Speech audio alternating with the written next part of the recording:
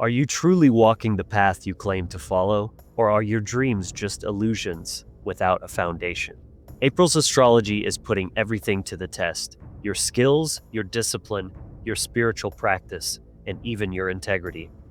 With Mercury retrograde slowing things down, a Venus-Saturn node conjunction demanding real effort, and the North Node amplifying it all in Pisces. This month is not about wishful thinking. It's about what you're actually doing with your energy.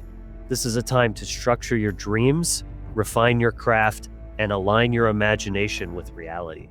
The universe is asking, are you building something lasting or just escaping fantasy? Stay tuned, we're going to dive in deep on this.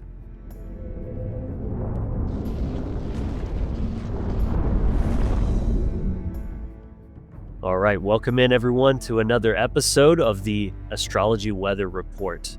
This month is all about the April breakdown, and we're going to be getting into three major aspects that are of note. First is Mercury retrograde in Aries and Pisces. As many know, Mercury retrograde is practically a meme at this point, but it's a very real effect that's going to potentially cause disruptions in communication, cognition, and travel. And it's advisable to focus on reflection, revision, and reconciliation during this time. Next, we have Venus retrograde in Aries and Pisces as well. So overlapping retrogrades, very intense. Venus retrograde prompts a review of love, creativity, and connection. So this period is for refining how we approach courage, aggression, and vitality in our relationships. And finally, we have Saturn conjunct North Node in Pisces. This alignment emphasizes the need for discipline and structure in pursuing spiritual growth, right? That Saturnian, those hard lessons, and aligning with one's higher purpose, the karmic and dharmic aspects as well. So, big episode today. Without further ado, once again joined by Mr. Rodney Goodwin, the man, myth, the legend. And we're going to dive into this. So, Rodney, how you feeling today, brother? Man, drinking the Mercury Gatorade. Exactly. Getting them electrolytes. Hell yeah, man. You know how it is. You got to roll with the changes. Yeah. As they say, I think there was a band called REO Speedwagon that made that song. Yes. The Speedwagon, right? The Speedwagon's going to slow on down here a little bit. Yeah. Mercury is the fastest moving planet outside of Moon. So when Mercury slows down, things slow down and get a little dense and a little more, just awareness, of things that are happening within your, within your mind, within your mind, within your brain, with your radar, and and how you're coping with certain aspects that are going to present themselves as as it sits in the Aries gate and it retrogrades.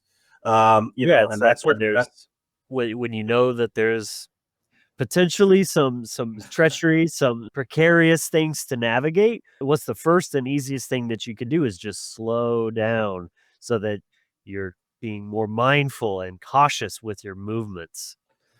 Right, because Aries has a tendency to jump at things, make decisions without actually looking past into the future and see what the timeline might take them. Charging it in like it's very Martian. It's Martian energy, Mars energy, right? So it's really, really intense, fire, and so with Mercury setting there, it is exalted there. But again, the idea here is that energy's got to slow down, and you have to learn how to take the step back to observe what's coming at you. And then what's happening on the internal dialogue, because that's your third gate in context to the, Gemini, which that's running. It's sitting in that Aries gate and the sixth gate of Virgo, which is also health. So we got the third and the sixth gate in the Aries gate in context to Mercury. So this is how we start to really realign our thought processes to Gemini, the actual twins, and balancing the hemispheres. When it's retrograde, it's actually can be our ally. Everybody's, it's Mercury retrograde. Watch out, run for the hills, man. And you have to get past that mindset and then work with that energy to level up your game.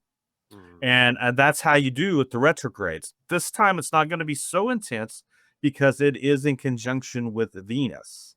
So it's going to tamp the energies down somewhat because grounding, right? It's that earth right. energy. Yeah. Yeah. So we're looking at the Venusian energy there, which is, running the 2nd and 7th gate.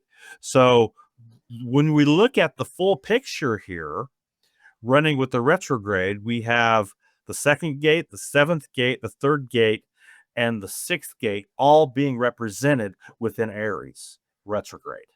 So think about that for a minute, because that's a lot of energy sitting right there in the Aries gate that is running retrograde and slowing things down. Slowing that ram. Yeah. That's right. So these energies, are you saying, kind of counters that Aries energy? Right, because you have the very, very Venusian, Venus, Taurus, that 2nd gate, right? With Libra, 7th gate, and then you've got the 6th gate of Virgo, which is very grounding, can be earth energy as well, and then also health, that's the health gate. And then also we're seeing that 3rd gate of Gemini, which is, paying attention to your internal dialogue and what's actually happening, with your radar, and then where are your thought processes going to actually what you're wanting to build in your life, what you're wanting to do with your life and your energy and where you're at right now. So when we're looking at Mercury, we're looking at, if you want to take it to the tarot, it's the Magician card, in context, right? And so we have to also look where Uranus sits, because Uranus is the octave of Mercury. So it's running, think of Uranus as running your higher aspect and higher mind, and then Mercury is running what's happening on the ground here. And then you're trying to work those in connection together so that what you do to vibrational correspondence and communication and what you're speaking forth and speaking out to Galder then becomes what? Becomes magic. And that's the Magician card in context when you want to really look at it. Got it. Yeah. So Mercury retrogrades is usually about a 6-week deal. I think it's April 7th. We're going to go through here to April 7th or so on the Mercury retrograde. And it's always a challenge to be able to really navigate communication during retrogrades, but it's a challenge. So we have to realize that challenge is all about, bringing things into a space, because Venus is sitting there in retrograde as well. It's also targeting, being able to communicate with our relationships on a very, very powerful level, and then building those alliances with those relationships to the fire element, which, Aries is a cardinal sign, and it's also sitting on the world axis. So we may see some stuff kick up during this retrograde in context to the world stage, so to speak, when we're looking at Aries energy and Martian energy, Mars energy. It can be very warlike. So, there, with things slowing down and pulling back like that, things could get a little bit, hopefully there'll be diplomacy found, because with the 7th gate sitting there as well with Venus, that's diplomacy. So, and so take that to your own personal life and your own relationships that you currently are, your inner circle, then then the next circle, then your outer circle, your business, your coworkers, all down the line. All these are relationships. So how you are communicating and presenting yourself to what you're wanting to forge within your life and bring forth is very, very important right now to make the adjustments. So become aware of what you're speaking, what's going on in your mind, what you're speaking about yourself, what thoughts are coming up in context to other relationships that you're in, whether it's your partner or people in your inner circle, what you're thinking about them in context, and then also, on down the line, all, mother, father, siblings, and then it just goes workplace, and it could just keep going until you have, figure out how many actual relationships you have. Have you ever sat down and say, how many relationships do I actually have on these different levels? And so a lot of times what happens is we don't think about that, and how our speech and then our actions and what we say and what we're going to do have to match. You can't just say something and then not do it. You know what I'm saying? Or make a vow or make an oath and then not follow through with that. And that's a lot of what this is challenging to that aspect, because with Venus setting there in retrograde, it is about relationships too. So you got Mercury and Venus, masculine, feminine sitting there together in the retrograde. So it's going to challenge your fortitude. It's going to challenge the very idea of following through with what you say you're going to do, and then being accountable for those things that you say you're going to do, and then following through with the correct action. That's what creates the bond. It's not just the words. The words are the match. Until you light the match, there's no action that's actually taking place. You have to take the match out of the box and you've got to strike it. And that's the action to light the fire in between the relationships. Right. So understanding the pullback, then think of having a book of matches across, right? And then you have the one match that you pull back. Because why? Why? Because you don't want to light the whole fire up with some bullshit. See? And so when you're in the middle of the relationships and partnerships, business partnerships, whatever it is, right? You got to realize that your words mean something. Mm-hmm. And this is exactly what the check is doing with Mercury and Venus having a retrograde. This doesn't happen very often, man. When Mercury and Venus are conjunct in retrograde, when was the last time you ever heard about that? Yeah. It sounds to me like there's a kind of this theme of the word that keeps popping into my mind is integrity. Integrity was the word. That was the word I was trying to catch. Yeah. And so, I love this because this is one of those things that I always try to emphasize to people. Most people think integrity means being a good person. It can mean that, but it's not the actual meaning of the word. Think about integrity. It's like integrated. It means being aligned in your thoughts, your emotions, and what you speak, like you're saying, and in your action. So, ironically, someone could be a really evil person, but they can have integrity because they can tell you exactly what they're going to do. Like, I'm going to rob you now, or, I'm going to do this and that, and you're going to go along with it. And then they do it. That's integrity, because they're integrated. There's no lie. There's no conflict between the aspects of their being. And so, not that that's something to aspire to, but I don't know, maybe it's better to be evil and aligned than good intentioned and all over the place and scattered. Because at the end of the day, integrity is what brings about outcomes, not just any outcome, but an intended outcome. Because it's about actually creating what you say that you want, right? Lots of people say lots of things, but their actions, their mindset, everything's out of whack with that, at odds with that. And so they're never going to actually get that. And that's one of the biggest issues that we have in the world today. Look at all the people that say, "Oh, I want freedom," but then they don't even understand freedom. They're in moral relativism, they're in apathy and laziness in their actions. So you can say you want something all day, but if you're not in integrity, then it will never happen. So that's to that theme that we're talking about when I introduced this episode about getting real. What are you actually creating and getting aligned on that? So I just wanted to, I love speaking about that integrity point, what the actual word means to me. Yeah, and that was the word I was trying to find, was integrity. And I used accountability, but it's along the same lines. And that is a very powerful point, because I think that if a person, I had good intentions, or I meant to do that, right? I know I said I'd do it, but, right?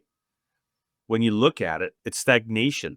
It's actually apathy, like you're talking about, and entropy. So, you say you're going to do something, or you say that you want to make an impact on something, and then you don't do it. And then you create a habit pattern, a loop. And that starts to be very insidious into your mind. And then next thing you know, you're doing that all the time with people. See? And then the next thing you know, that's creating vibrational correspondence and it's mirroring back at you. And then you wonder why you can't make any progress, because you're not keeping your word, because your word matters. When you speak something into the ethers, you've got to be able to back that up. And if you can't back it up, then don't say it. This is really what this Mercury retrograde and with Venus is all about. And it really does, Logan, go to relationships. It really does go to the very heart of how men and women have to begin to communicate together. We can't get I see these videos pop up all the time. Women are so much more spiritual than men. They're so way ahead of men, and men don't have a clue of what's going on, this type of thing. And so, when you call a person on that, the feminine aspect, you say, hey, that's really not really the truth. The truth is that each individual situation can be different. You can't just say, with a big paintbrush and paint the whole wall one color and say, that's the color it is. Doesn't matter, doesn't matter what color it is. The point of it is that is a bullshit statement. See, I could say, well, men are much more, power-based, and they have so much more, able to push through things and this type of stuff. Some of that is true than women. Some of that is true, but then on the flip side of that, you got to realize that what we're trying to get to is past this divide and conquer between men and women. Yeah. That's created a divide between the masculine and feminine force. And this is another thing that we're dealing with when we're looking at this Mercury retrograde in Aries, because both of them are in the fire sign, and then they're going to back into the water in Pisces, right? So we're going to see that go. It's going to move from that first gate to the 12th gate. It's a huge shift, just like the nodal points went from Aries to Pisces. Big shift, and you saw that shift on the world stage.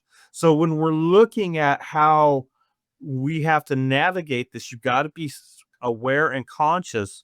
If you are in partnership with the feminine force, if you're a male, and vice versa, female, male, you've got to be aware of that your word and what you say you're going to do and the language that you speak to your partner is got to be in alignment. And this is what this is going to check, because you can't navigate and continue to navigate the same way over and over and over and expect a different result. You've got to change. And with it moving back into Pisces, then what's going to happen with that is that's going back into that 12th gate, right? Back into that Piscean energy, which is the water. And so what you cultivate now over the next few weeks in this Aries retrograde, Venus retrograde aspect, then we'll be able to have an emotional aspect to it when it moves into the water of Pisces, and you can reap that emotional intelligence in the retrograde as partners. And I'm talking to people who are married or in partnership, and trying to get through certain aspects in their life that may be rocky right now. A lot of chaos out there in the ethers, a lot of bullshit being thrown around.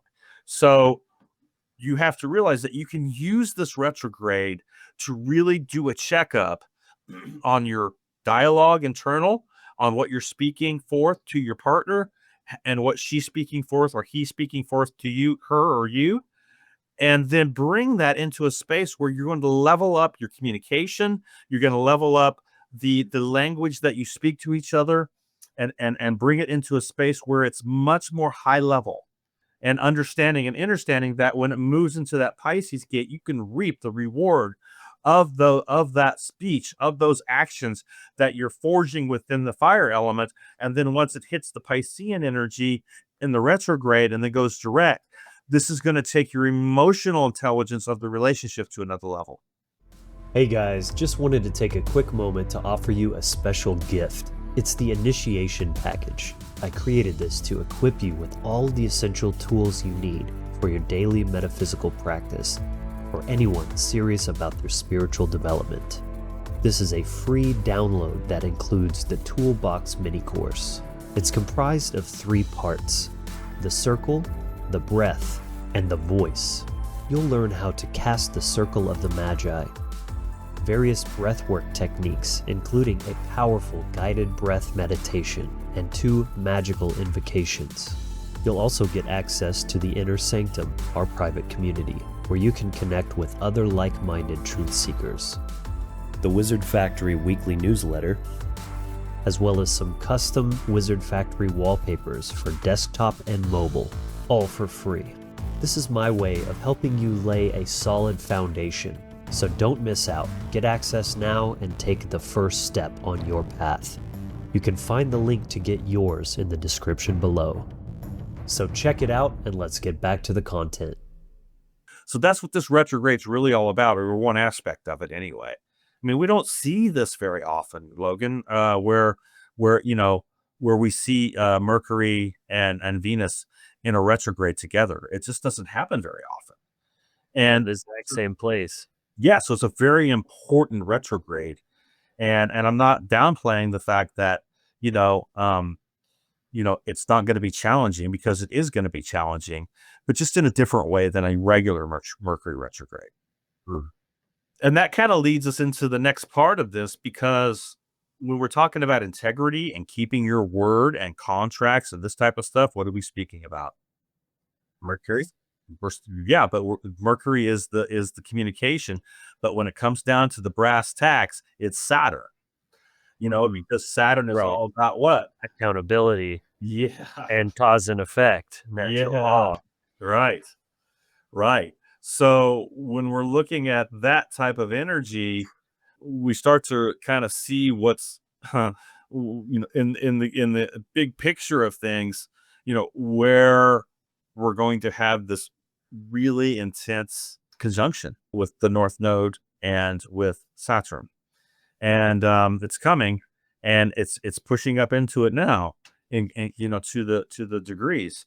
So this is really, truly, like you said in the beginning part of your description, about really being able to check where you are spiritually, and are you really doing the work and putting in the actual time and effort that it does take to in your spiritual life and your spiritual practices and what you're actually doing.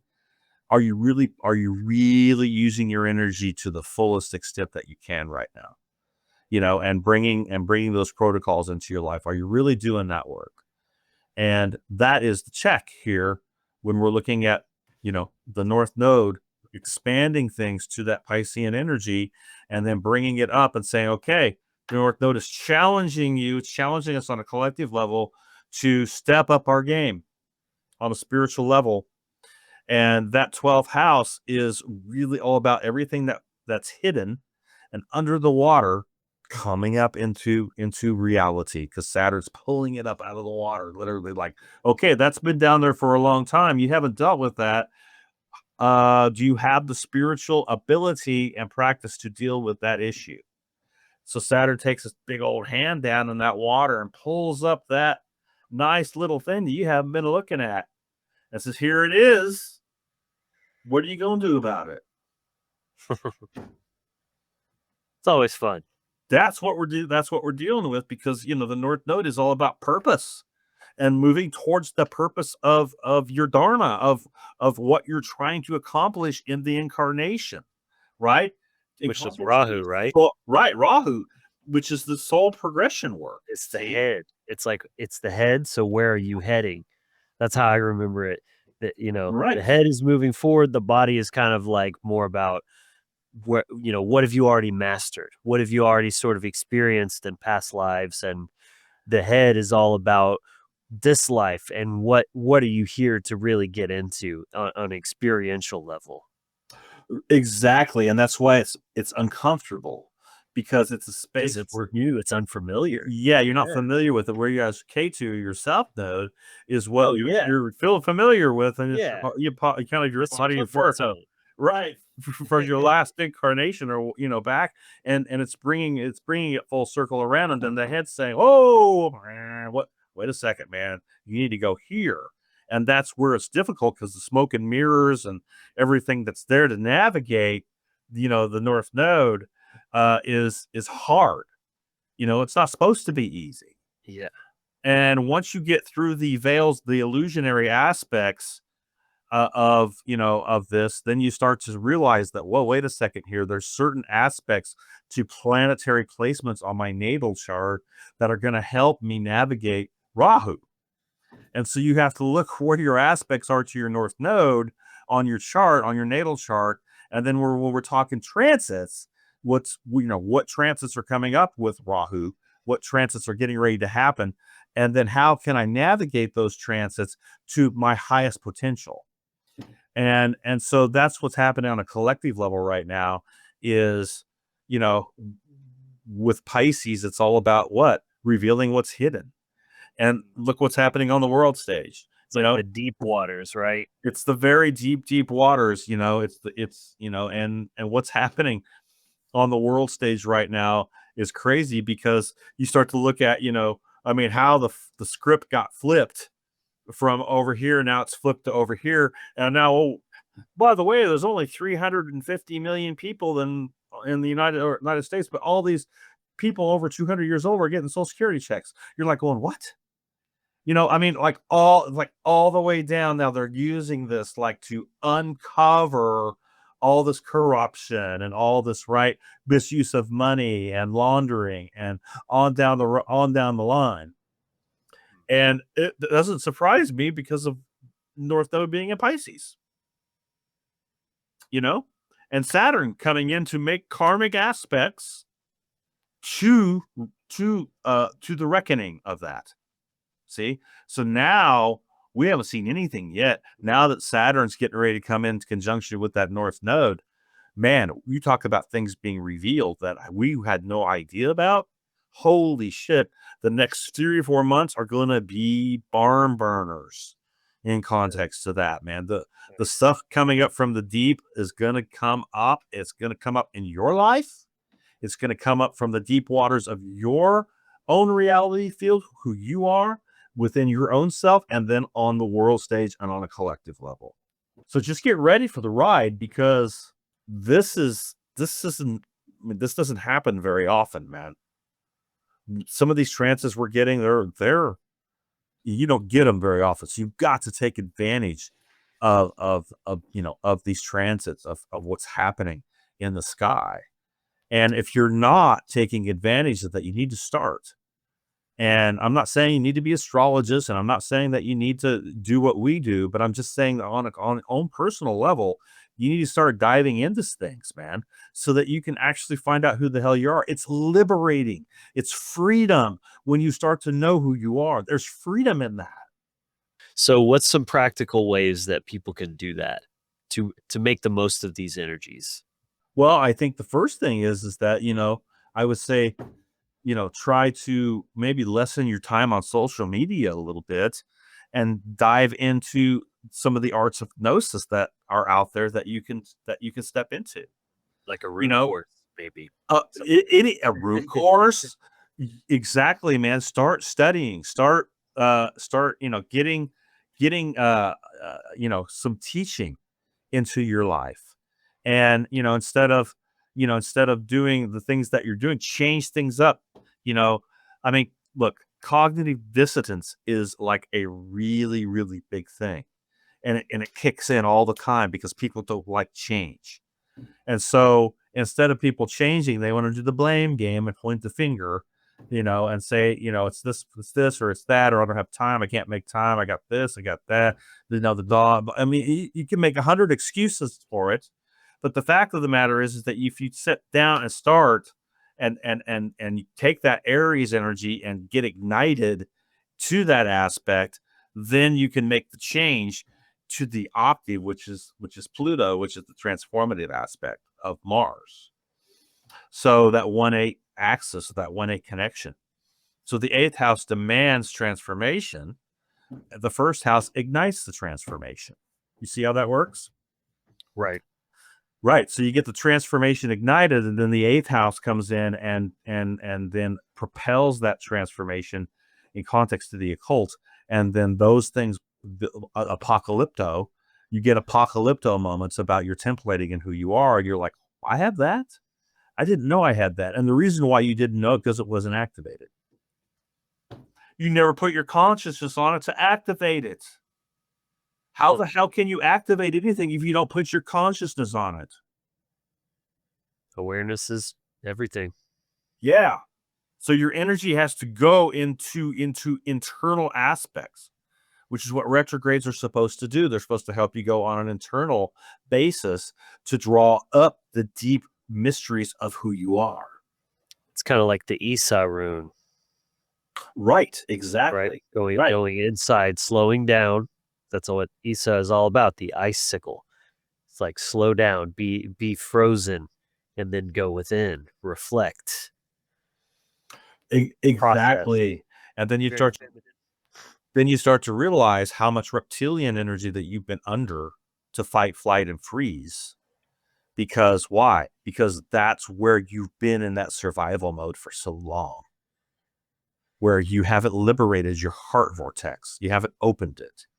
So you've been down on your what?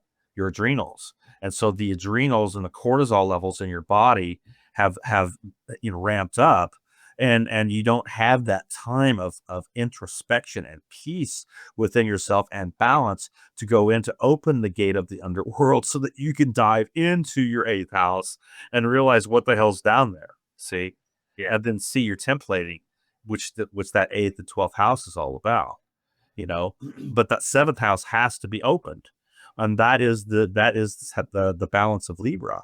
The scales have to come into balance before you can actually open that up. And so, look, if your life's in chaos and you can't seem to find a grasp on anything, and you can't seem to get any traction, it's because your vibrational correspondence is out of alignment. And so once you start to realize that it's your thoughts and the subrealms on your unconscious, subconscious mind, which are your outer planets in context to your natal chart, you start to realize that, whoa, wait a second, man, my Neptune, my Uranus, my Pluto, all these energies right there that are running the subrealms of my templating are out of alignment. So I've got to find out where those placings are and how I can get that back. You have to be able to start calming yourself down. This is a big deal, man, because we're so ramped up all the time and go, go, go, go, go. And I got to do this and I got to do that. And, and obligations and this, and you get pulled apart, like literally pulled apart, because you're going in 5 different directions and all your energy is scattered. You're not able to focus and pinpoint things and focus in any moment because you don't know how to calm your mind and be a master of your thought and emotion. You don't know how to drop down into that space yet. Integrity. You have to practice that. That is not something that comes easy. Absolutely. And so that takes practice. It takes, putting it into action. Jeez, start 5 minutes a day doing it, 10 minutes a day. Just start doing it, and once you calm yourself down, breathe yourself down, calm the thoughts in your mind down, start to observe where your life is, take a life review of yourself, look at where your relationships are, look who you are, what you're actually doing with your life, what's working, what's not working. Do an evaluation. This is all about the retrogrades, and then Saturn coming into that North Node in context to your real spiritual life and what you're actually practicing. Is it really benefiting you, what you're doing? Are you reaping the benefits of your spiritual protocols? Or have you not even implemented any and you need to implement some? Okay, well, implement them. Get yourself a tarot deck, get yourself get yourself some software for astrology, whatever. Hit somebody up for a reading. On down the line. Take the rune course. All of this can help you. Help you to come into some form of spiritual practice that you can develop. And I'm not saying that you got to do what I do or what Logan does. I'm just saying that there's certain things that are going to be more conducive to your templating than other things because of your placings on the wheel of the mage in context to astrology, and the actual wheel of the runes. So if you want to really look at it, to the 24 runes and how those work. I mean, man, there's so much out there that you could practice to step into. You just have to make the choice to do it. and not be afraid to fall on your face once in a while. It's okay, man. I fall on my face many, many, many times. Just get back up, keep rolling. Yeah, and that's a great point because something like runes or astrology, it's good for so many things. It's like each one of those is such a kind of all-encompassing, holistic tool for not only knowing thyself, so it's like that just introspective looking at what is, but it's also a very dynamic and practical tool that you can use to tune and align your internal aspects, you know? Absolutely, It's absolutely. like you could take just one rune and you could meditate with it. You could feel, Yes. reflect that energy within yourself. But then you could do a rune reading and then that's going to show you where can you take different actions? How can you balance some things that might be out of alignment, out of balance, you know? Like Right. that's what's so amazing about learning one of these systems is because there's so much utility there. And that's what spirituality at the end of the day is all about. It doesn't do you any good, with your head in the stars, just daydreaming and philosophizing all day. It's about No. feet on the ground, real world practicality, utility. You know. Right. Until you start affecting your own personal reality field, you don't have anything. Have you ever felt curious about the runes, but didn't know where to begin? The runes are a powerful tool for transformation, but without the right guidance, they can feel confusing, overwhelming, or even inaccessible. Maybe you've struggled with conflicting information, not knowing which sources to trust. Or maybe you just need a clear, practical way to start using them in your life. Rune Magic Essentials is a free mini course designed to give you a solid foundation in rune work without the fluff or confusion. You don't need months of study to start using the runes. In just 15 minutes, I'll show you how to tap into their power. Inside, you'll learn Introduction to the Elder Futhark and its ancient origins, how to use Rune Galder, the ancient practice of rune chanting. Discover the first 3 runes, Fehu, Uruz, and Thurizaz, to start transforming your reality. This is your gateway into the world of rune magic, and it's completely free. Just hit the link in the description, sign up, and begin your journey today. Unlock the wisdom of the runes. Download Rune Magic Essentials now. And now let's get back to the content. And this is what magicians do, mages do. They affect their personal reality field because of their practice. And this is what it's all about. You want to be a wizard, you want to be a mage, then you've got to step up to the protocols of what it's going to take to be able to do that. You need to get initiated. You need to allow the initiation process to take place. And then you've got to challenge everything that you thought you knew. That's the other thing that people don't like to do. They think they know it already, but you don't, because you haven't really challenged the belief system that you're under at the moment. See, what is it really that's out of alignment? That's not really aligned with truth, but I still believe that, like for example, I remember, back when I was in the church realm, right? They would say, oh, we had a victory, Jesus won this victory and all this, right? And then somebody would say, yeah, the devil's going to come back and give retaliation.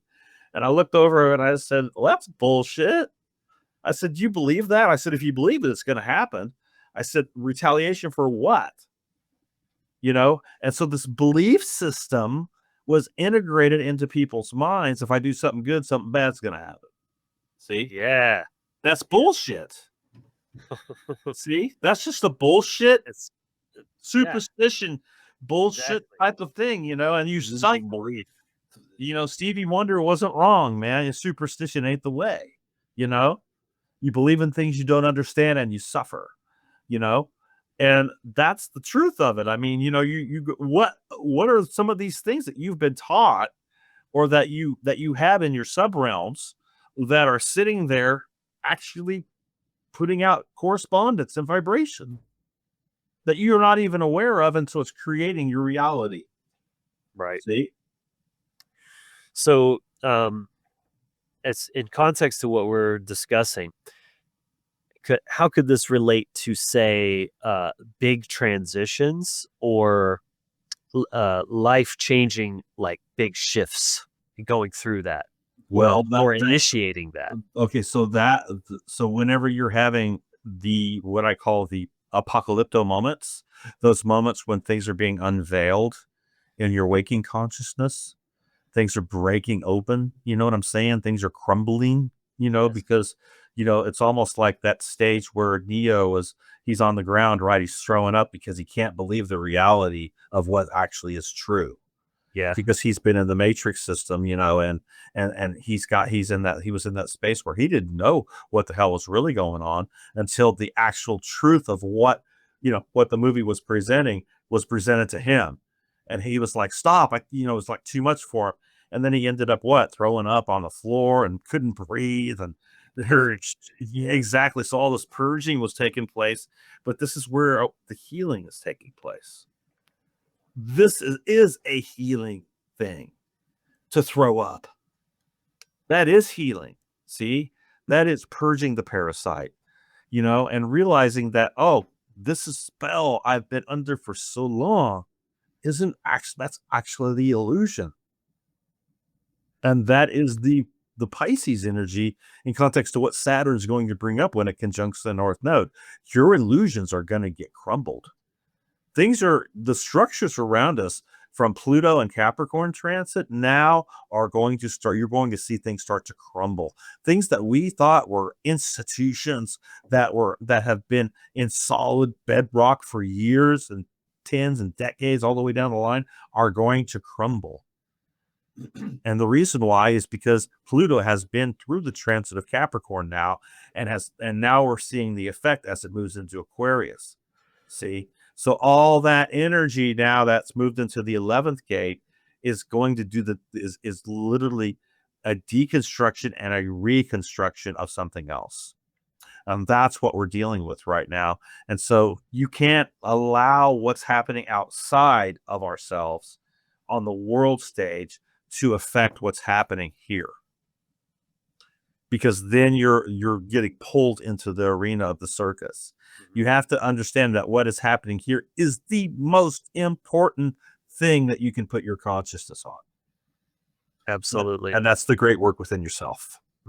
Dude, very important point you make there, man, because they want to suck you into that world because there you have no power.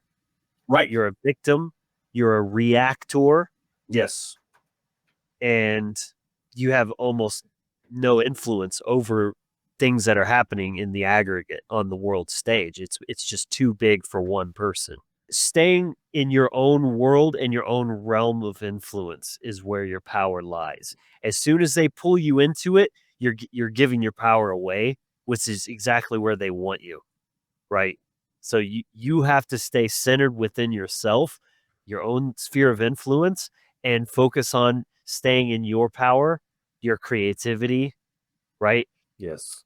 Your potency as a magician, as a creator, and create that abundance and freedom, cultivate that in your life.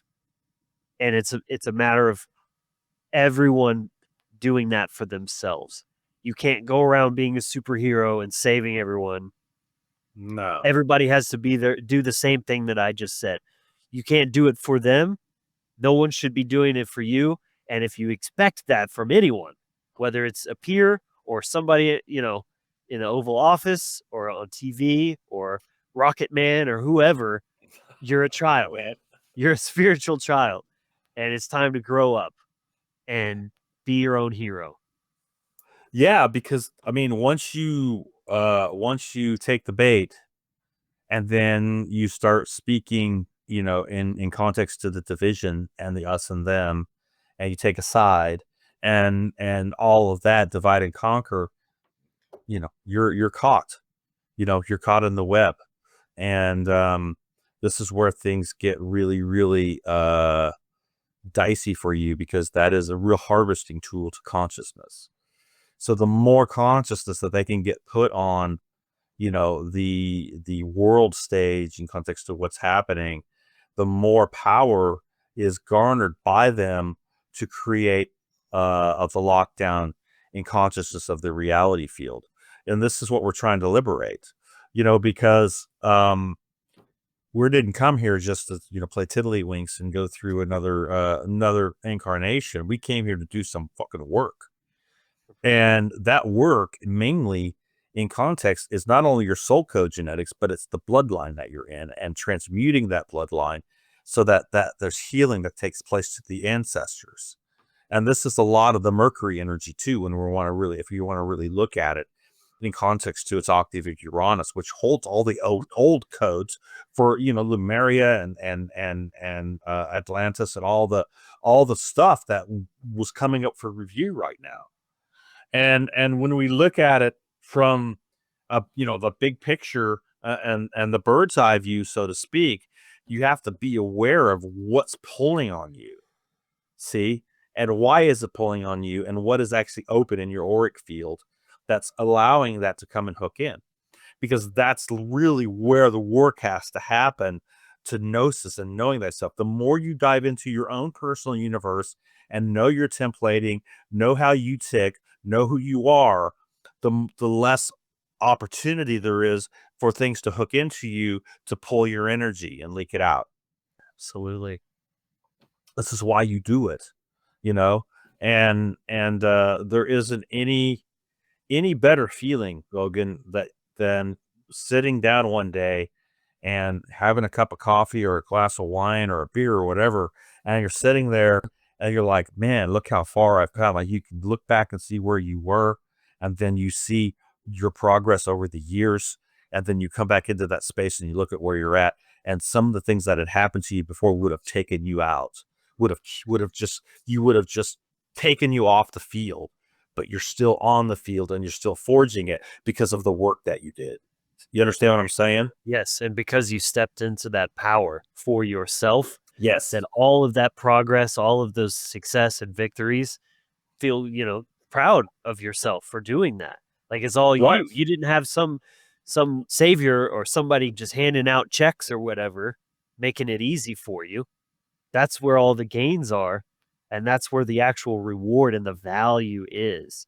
You can't value something if it wasn't hard won, if you didn't struggle first. That's how this reality is designed. Right.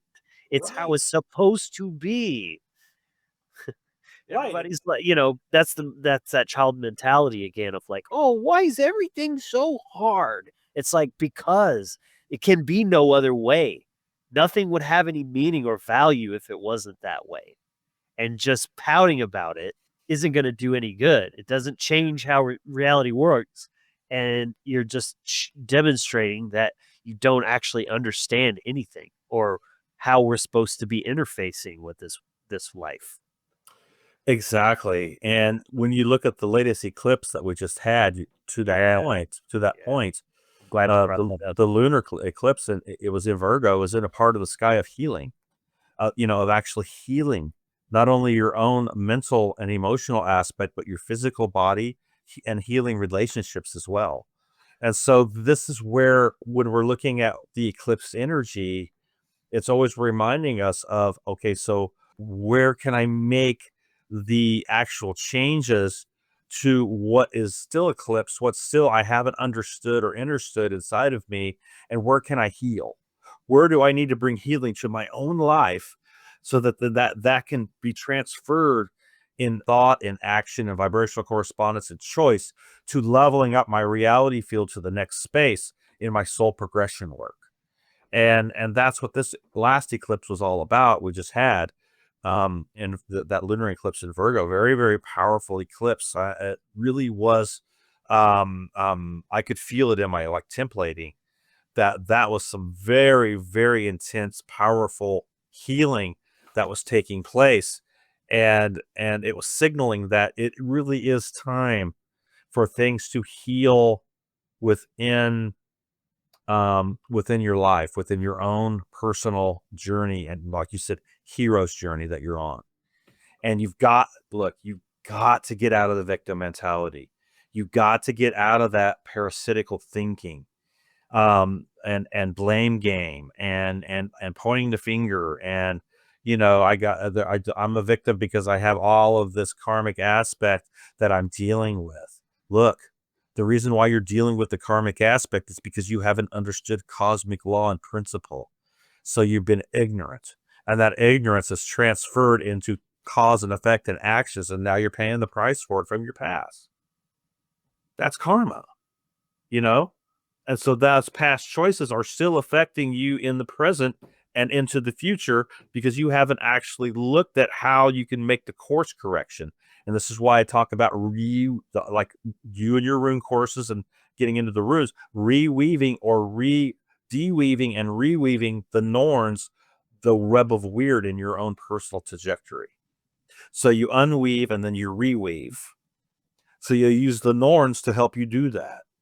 And so that's where, you know, our rune reading can be very beneficial for you because it will tell you kind of, you know, where your weird is if you're really wanting to look at the present energies in your life. And then if you have a good rune reader, he can show you where you can, you know, where things need to change, where you can unweave certain things or try to get resolution to your past aspects that are still actually binding you up, you know, in context to your future. So you're living in your past. You're not actually living in the present. And a lot of people are living in the past. So get a rune reading from either myself or Rodney. We both do those. You can check out my website. I actually just added that as an actual where you could purchase it right from the website now. Another thing I wanted to mention too is someone left a comment on one of the older episodes of our astrology talks and said that they went back and watched it and was amazed at how relevant everything we talked about was in that retrospectively, like looking back on that and seeing what was actually on point. So I wanted to encourage, if you watched it this far, by the way, thank you for being here. Make sure you like the video if you got value from it. And the playlist is down in the description for all of these segments. I encourage you to go back and check some of those out, even if it's just, you know, the previous month or whatever, and just see how much is actually aligning there. And I think not just because I'm trying to get more views, but because I think there's a lot of benefit in that too. Life isn't always about looking forward. It's important to reflect back on things too. Yes, it is. And think like, did I make the most of that? And how can I then bring that into the future and course correct from that? So I just want to let y'all know about that playlist and to go back and maybe check some of those out. But I think that's a good place to wrap it up. Definitely check out the Rune course. That free mini course is a great place to start. Those links are all down below as well. And again, like and subscribe if you enjoyed this. And Rodney, let people know where they can get a hold of you for your offerings. hardcoreproductions9@gmail.com. hardcoreproductions.com is my website. And you can also hit me up on my Hardcore Production page on Facebook.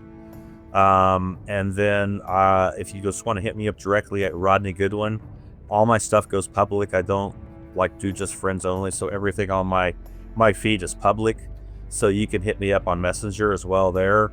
I'm on Telegram, Big Electric Cat. Well, yeah, all those links are there. So you just, the links tree. Yeah. So, you know, look, life is going to challenge you.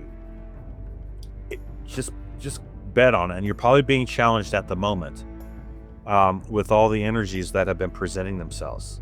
And look, you can't run away from the challenge. You can't sidestep it. There's no back way. There's no trap door. There's no easy way, you know, around everything. The only way is through. And you've got to face it head on. And then you've got to eat the elephant one bite at a time. You can't eat the whole elephant at once. So understand that. Understand that this is...